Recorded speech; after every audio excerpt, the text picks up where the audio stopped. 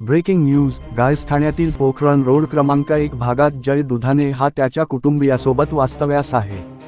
जय दुधाणे हा MTV Splitsvilla 13चा विजेता होता। तसेच मराठी बिग बॉस या मालिकेतील तिसऱ्या पर्वाचा उपविजेता होता।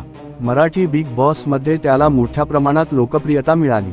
त्याचे इंस्टाग्रामवर प्रचंड फॉलोअर्स आहेत। जय दुधाणे याच्या कुटुंबियांचे काही गाळे पोखरण रोड क्रमांक 1 भागात आहेत।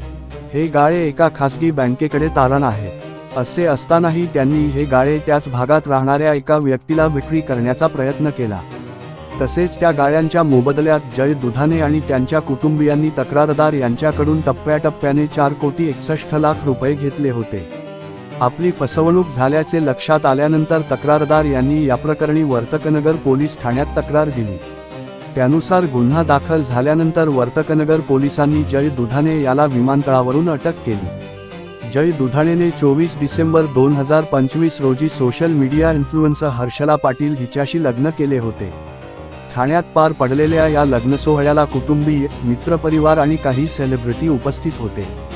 सोशल मीडियावर जय आणि हर्षलाच्या लग्नाचे फोटो आणि व्हिडिओ मोठ्या प्रमाणात व्हायरल झाले होते।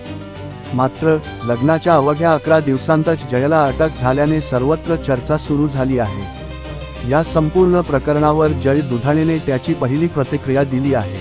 TV9 ने दिलेल्या रिपोर्टनुसार, मी या सर्व प्रकरणाला हिंमतीने सामोरं जाणार आहे। मी कुठेही पळून जाणार नाही, असं जय म्हणाला।